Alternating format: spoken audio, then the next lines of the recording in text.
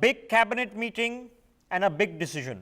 The fact that the process of reform at least is happening is the happiest sign for many of us in this grand boat called India, which is currently, despite our best intent, in troubled waters. We are not over a pandemic, and there might be a chance that it becomes worse before it becomes better. The reality of the economic situation is only beginning to dawn. Many things have been done, but the scale of things required to be done next are going to require a mindset that is enabled in unleashing India like it has not been done in many decades. The era of incremental change is over. The era of a new way has arrived. If this era is hammered home from the highest to the lowest of levels, by the sheer momentum we can generate, we can completely restructure, rework, and reinvigorate the economy of this great country without having to break the bank of simply pouring in money and running an insane deficit. It can be done if we were to choose to do it. So let us collectively take that mental resolve to choose to do it until the job is done. We've had several instances of these conversations through the course of the day today. Let us introduce another chapter to this over the next 30 minutes. On the broadcast with us, we have Professor Madhav Nalapad, the editorial director of the Sunday Guardian, Nasir Salim, managing partner of Capital Flexi, joining us on the broadcast. I also have Vidya Ratan Sharma. He is MD of Jindal Steel and Power Limited. Ajay Dua, former Commerce Secretary, joining us, and DK Agarwal, President of the PhD Chambers of Commerce Industry, also joining us on the broadcast. Vidya Ratan Sharma ji, if I can begin with you specifically. The premise of the conversation, the last we had it, sir, was that, look, there is a discussion and debate of how much is fiscal stimulus, how much is monetary stimulus, how much is new money, how much was pre-budgeted money, and we got a bit lost there. Subsequently, the issue has been that, look, providing loans to people is X relief. Getting the loans disbursed is the next part of the relief. But a loan upon a loan only achieves so much because you have to pay it back. Moratoriums are the same. Eventually, you have to pay them back. Now, the government of India looking at an equity fund for infusion. How do you see it, sir? Yes, good evening. I welcome the move by Government of India. This is a very good move. And the purpose is government is trying to find out what is the best solution, how to safeguard banks and still how to pay to the people. So I think is a real trade-off in between making payments to the needy and also protecting the banks. The fund of funds is going to be a great relief to bankers as well as a great advantage to the MSME sector. Okay. As far as moratorium is concerned, yes, you are right. The moratorium has been extended and government is considerate enough by extending the period. And I'm sure in next 3 to 4 months' time, the economy will revive and the country will be back on the wheels. Okay. Vidya Ratan Sharma ji, now obviously you are neither a small nor a medium enterprise, even by the new expanded definition of the term, but you'll have suppliers, vendors, and people who procure from you who would qualify in that category. The ability to restructure distressed companies through equity infusion and an equity fund to get capital market listing for otherwise profitable firms, would it be of some benefit to people in the industrial atmosphere that you work within? You see, you are right, because we are a large organization and we are not in the category of small or MSMEs or these companies, but you're right. There are lot many vendors, lot many suppliers and our customers, those who fall in this category. Today they are feeling a pinch because in 2 months' time they didn't do anything. Most of the people, they have got a huge and hefty electricity bill from the electricity department. They are unable to pay. The salaries, etc., are also at also is a big burden for them. So I think a great relief is required for MSMEs, since they are my customers or they are my suppliers.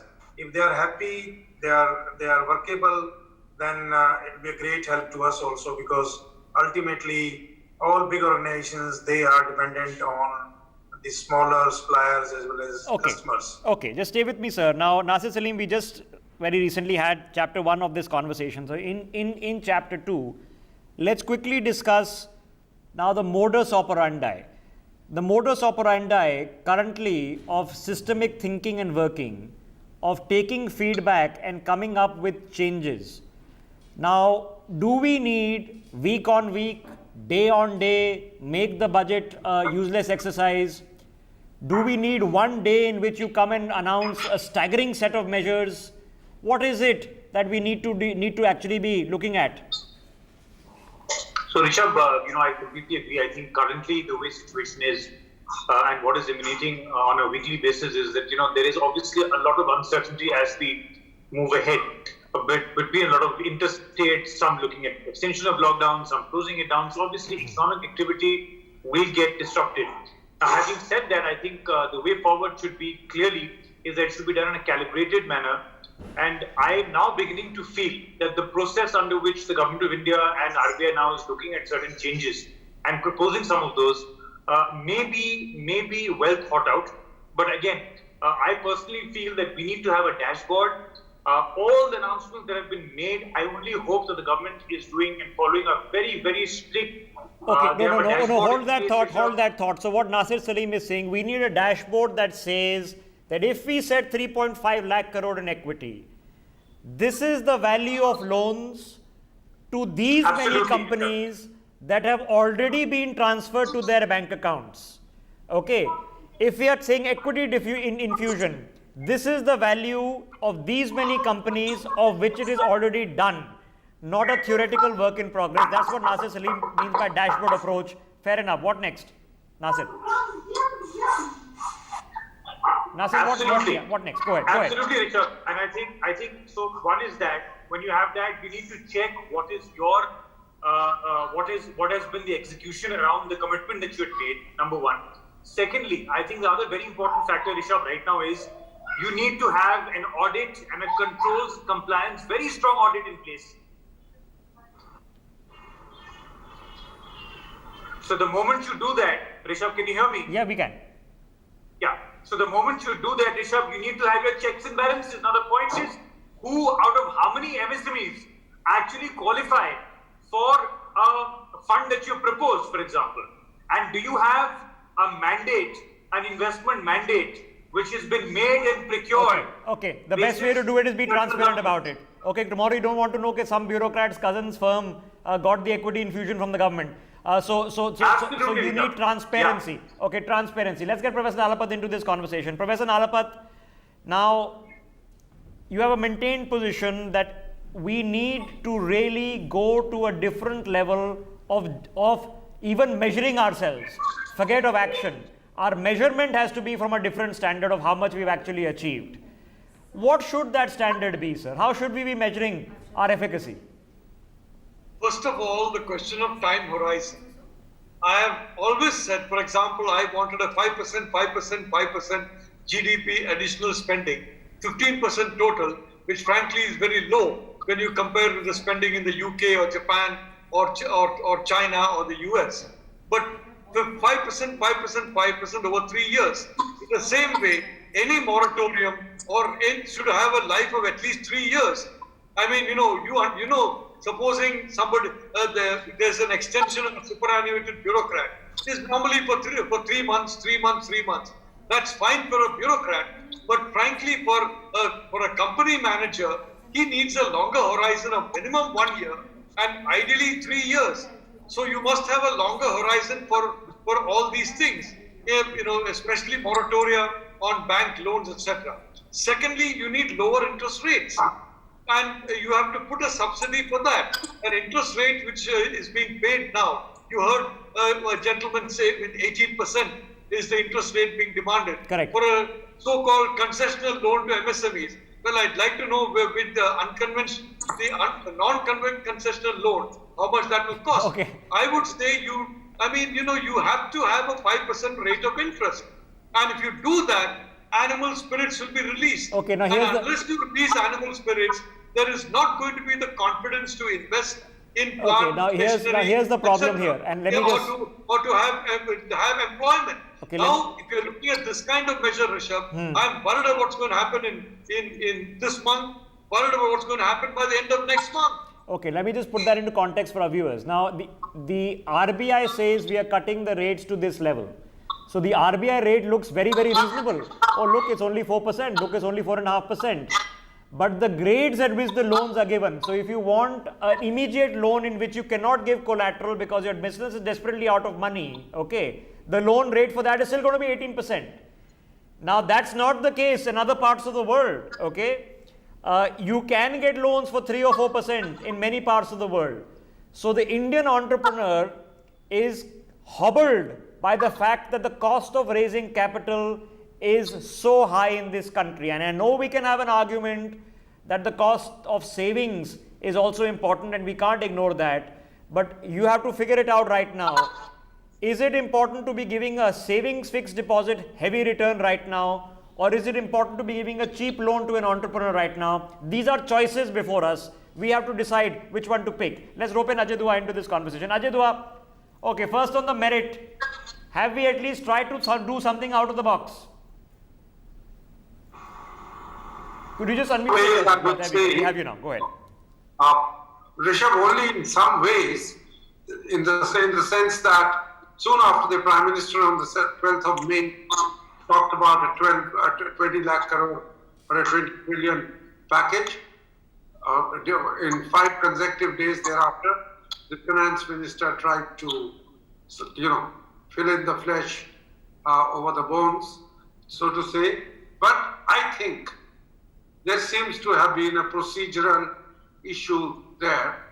If the proposals which the Finance Minister was announcing to the nation had gone through the process of interministerial consultations and a cabinet approval, then today's clarifications or last week's clarifications for all the announcements which got made during those 5 days from 13th to the 17th, I think the approval of the appropriate authorities under the business of allocation rules of Government of India had not been taken.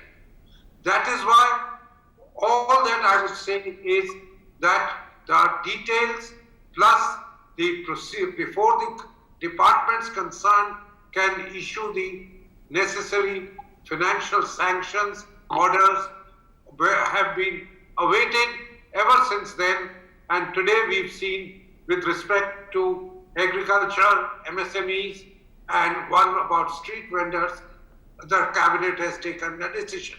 Okay. Last week it took a decision about 3 or 4 other matters, but it could easily have been avoided. The clarifications probably were not required had the proposals before announcement gone through the route of competent authority. Okay, all right. You're saying competent authority, so I'm going to ask you a question in reverse. How long does it take for a cabinet decision to go through the competent authority that we can actually say, all right, these 10 companies now have 15% equity from this fund? Rishabh, if required, the cabinet took a demonetized decision to demonetize the currency of the country in half an hour. As soon as the executive had taken a decision, the cabinet was waiting and the Prime Minister... So you're saying if we want to expedite, we can expedite it to that level? Done. Okay, and maybe that's a good cause. That's a good cause to do exactly the same thing. Yeah. The cabinet could have met 5 times after the Prime Minister had indicated his mind about $20 trillion package. Thereafter, on each of the prior evenings before the FM went to the country, the approvals could have been given. Okay, could have been done pre-facto, done in advance. Okay, could have been done. Okay, but okay, are being done. I'm told all of them have already been cleared and remaining are being cleared. Let's get in Mr. Sharma back into this conversation. Mr. Sharma, now specifically, I was interviewing the chairman of Steel Authority of India Limited a couple of days ago, and he's saying, look, we've kept our blast furnaces going for the past 2 months. We are seeing a demand uptick, because the other part of this is, if there is no demand, you can keep throwing money. It doesn't solve any problem. That demand is up to 40-50% of the pre-level. What is the reality check that roughly you have? I'm sure there's some data you can't share with us, but what can you share with us? How bad is it, or how much better is it? You see, individually at JSPL, we have run in last 2.5 months time at a capacity of 85 to 90%. Okay. And thanks to Government of India, and especially the Ministry of Railway and port authorities, we could export at least 70% of our goods.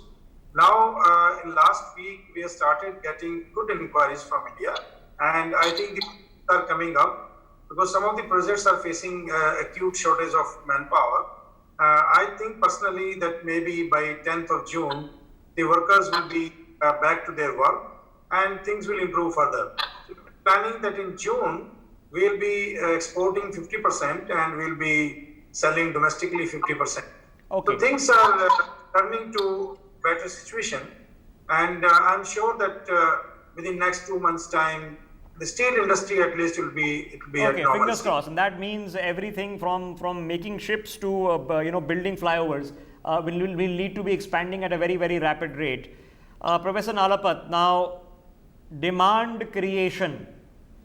Now we were, sir, many weeks ago having a conversation, I think we've had it several times, about looking at an approach of a new deal of utilizing labor and coming out and doing massive infrastructure projects, getting them done now to start putting money into the hands of the people. You've done a little bit with the direct cash infusion, but how do we get the money churning if the government doesn't want to simply say that, okay, I'm giving a grant? Is there any other scheme through employment in FDR style that we can cook up? Rishabh, we certainly need a very, very wide-ranging measures. And I didn't know. I'm finding out now that the demonetization decision was taken in half an hour. It is a really very quick speed, and that probably explains why that I had to lose count after the 200 clarification of Reserve Bank of India on the various rules and regulations of demonetization. Apart from the several hundred clarifications of the Finance Ministry, I quite agree with Mr. Dua that I think all these things need to be gone in advance, so that a policy is formed where you don't need 200 or even 2 clarifications. Now, having said that, Mr. Nasser Salim was talking about compliance, and he was talking very firmly about compliance. Well, let me tell Mr. Salim that in India, a large number of activities which are not illegal anywhere else in the world, including in China, are potentially criminal and subject to criminal punishment. And a lot of them were introduced during the Sonia Gandhi decade, and unfortunately many of them have been continued now. Fortunately, the Prime Minister has finally managed to decriminalize many of them, but much of this compliance is of a very technical nature, and it creates an overhang of fear and an overhang of what I say, empowerment of the bureaucracy, that a bureaucrat who is not very honest or probably not very smart, who doesn't understand your business on some technicality, can put you in serious trouble. This is no way to ensure animal spirits. This is no way to ensure investment. You need animal spirits. And Rishabh, may I just conclude my remarks here by one point, and that is, look at the aviation industry. The civil aviation minister has worked a lot to ensure that this industry keeps flying. And now what do you see? Today I'm told that there is a 60% rise in aviation turbine fuel, which obviously is at the behest of the Finance Ministry. 60% rise in about 40% of the cost of an airline company means, to my untrained mind, that almost every airline in India is going to shut down in 6 months. So on the one hand, you have the Civil Aviation Ministry working to bring airlines to help, including making good use of Air India. On the other hand, you have a measure by the Finance Ministry, which in my view is going to destroy any chance that the airline industry will ever be healthy for a decade to come. Okay, I think So, Nasir wants to. Yeah. frankly, there has to be a greater interministerial process, as Mr. Dua correctly says. Okay. Nasir wants to come in. Nasir, I'm just coming to you in a second. We have DK Agarwal. So Just coming to you in a second. Just let me quickly get in the president of the PhD Chamber of Commerce. Yeah, Nasir, just hang a second, Nasir. Just hang a second. I'll just quickly want to get in Mr. Agarwal, who's the president of the PhD Chamber of Commerce and Industry, who's joining us now. Mr. Agarwal, welcome back to this conversation here. We've been talking specifically about that if you want to unleash people and entrepreneurs, a large part of that, while maintaining some sort of regulation and oversight, is to remove fear from their minds of every step that they take on a technical issue. They might fall foul of either the law or of a bureaucratic interpretation of the law, and then they're going to spend most of their time dealing with that rather than running their companies. I quite agree with you. In fact, for last so many years, our entrepreneurs are spending more time in compliance, and not only time, even there's a cost of compliance, which is also a bigger issue. But thankfully, this Atmanirbhar package, it talks about not only relief, not only monetary liquidity creation, but it talks about a lot of reforms and 7 provisions in Companies Act, which were decriminalized now. They have been altogether dropped. And another 5 provisions where impounding was there. Now that has been made for internal adjudication mechanism that will be referred to that. So I think there has been an attempt to decriminalize all those provisions. So I'm very happy that a process has been started. Okay, so at least the process of decriminalization has been started. At least the message has been hammered home that this is a problem and you need to be looking at it. Okay, Nasir wanted an interjection. Nasir, go ahead. No, Rishabh, I just had a very quick point and to reference to what Professor just said. See, I tell you what, the practice is very, very simple, Rishabh. We are saying don't obviously please leash animal spirits. I agree to the fact that interest rate should come down, but my point was very, very simple. My point was most importantly on the execution. And I was saying when you execute a 10,000 crore equity infusion, which you're putting that aside, it's going to obviously be hitting us in the fiscal deficit. Do you know, Rishabh, that today, just an hour ago, Moody's has given a negative outlook as far as India's sovereign rating is concerned. So we need to be very careful with the money we're giving out. And it's very, very critical. It's very, very critical. Nasir, I could have predicted that Professor Nalapat would have wanted to enter as soon as you mentioned Moody's. He's not a fan of these credit rating agencies at all. Professor, why don't you make that point, then I'll open Ajay Dua. Yeah, go ahead, Professor. So, I want to say one thing very clearly. For too long, India has been the happy hunting ground of arbitrageurs. People, for example, you take a loan in the United States or some other country at 0%. The UK, I'm told, negative interest now. In the US, maybe less than 1%. And then you come to India and you put it in the stock market, or you put it, if you're an NRI, even better, put it in an NRI deposit, and you get about 10% or something. And if you put in the stock market, minimum, with all the bears and bear activity, including motivated bear activity, at least 2-3% you're definitely going to get in the Indian stock market at the end of 2 or 3 months. Well, that's jammed. You're paying nothing and you're getting 3%. So we have to have frame policies that don't satisfy a handful of arbitrageurs. So I'm not concerned about Moody's. I'm concerned about the 1.3 billion people of India.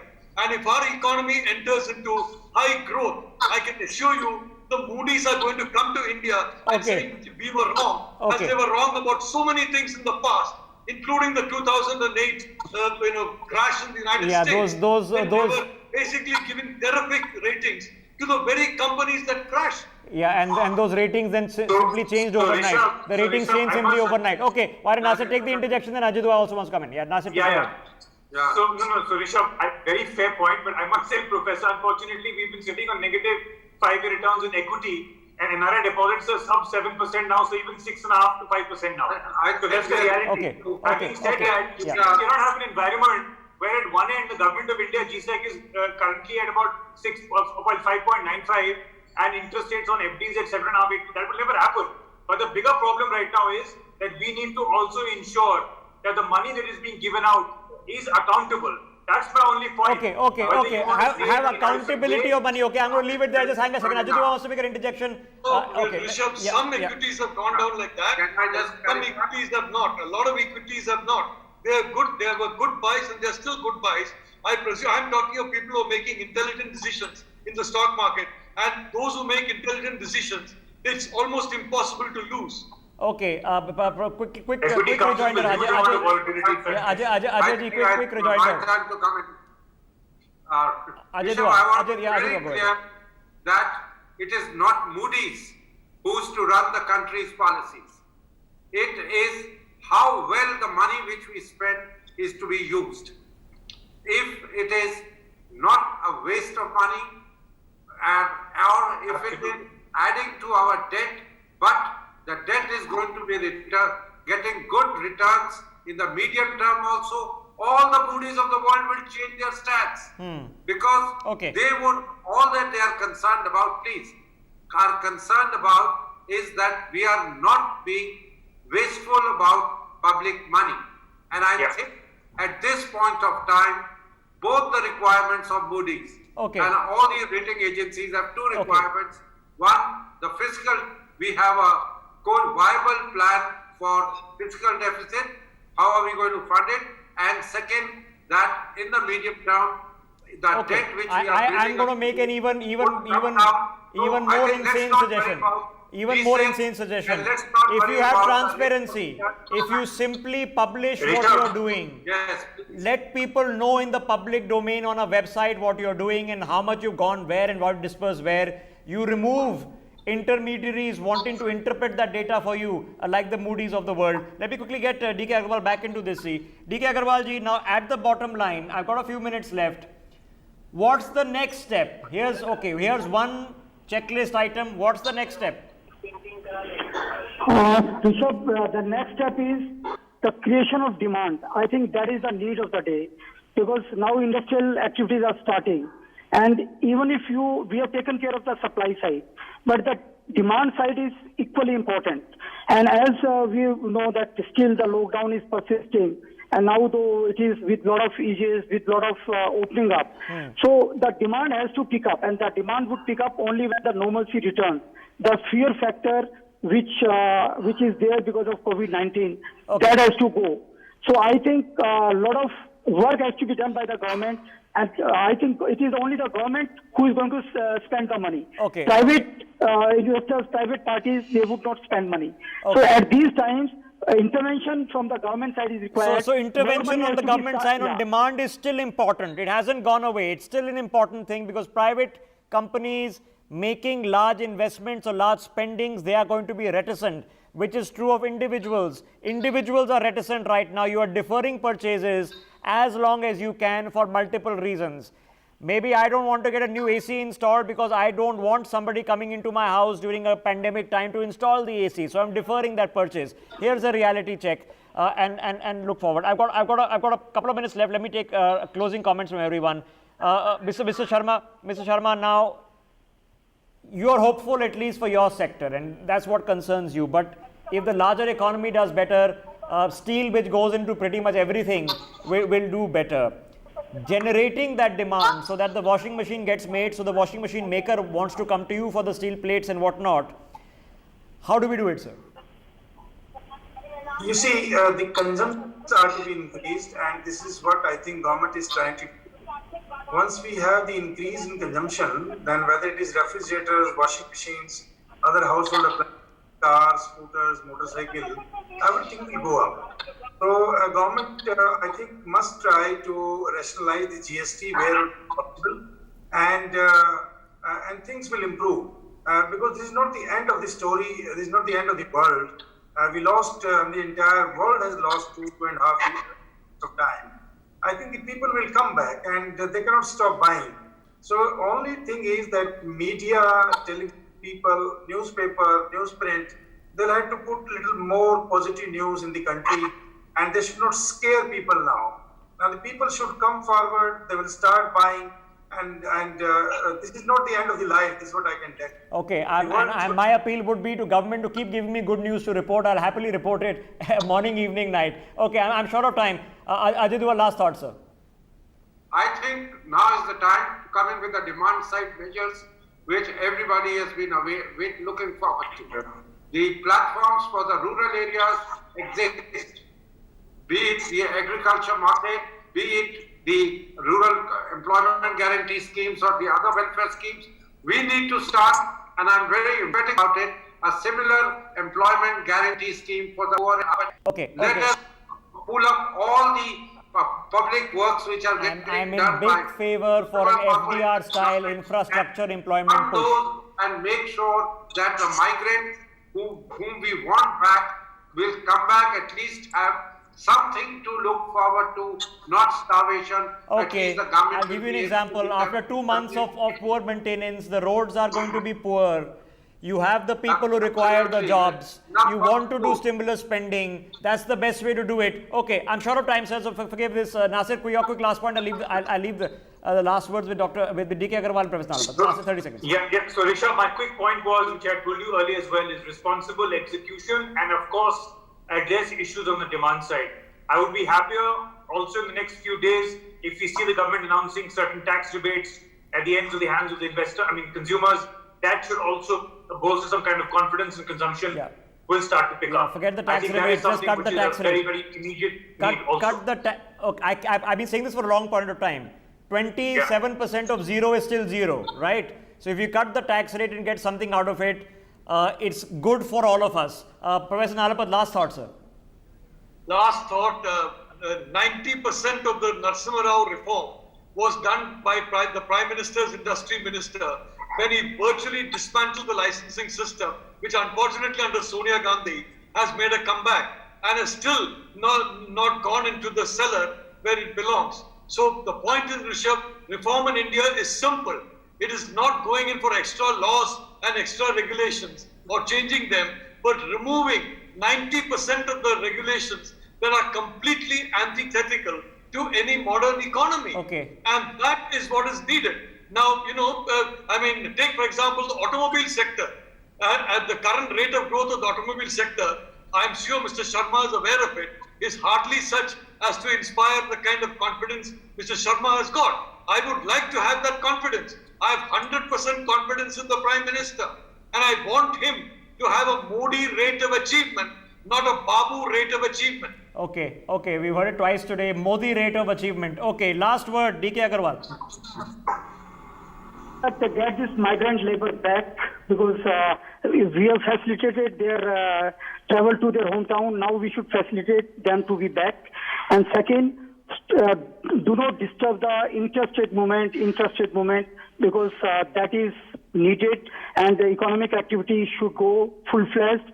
Entire ecosystem should work. I think these two things are very important. I'm going to have a huge 2-3 hour long debate to say that after having loaded trains to send people back home, we should immediately load trains to bring them back. A lot of state governments will have heart attacks at just me mooting that debate off camera to them. Okay, we've had a conversation. We've had lots of points of view. At least there is action happening, not stone silence. So that's a positive sign. There is some out-of-the-box thinking. We are not done yet. There is much to do. We are all in Team India. Let's keep hammering home. Gentlemen, thank you very much for having this conversation. For more such videos, subscribe to the NewsX YouTube channel, hit the bell icon.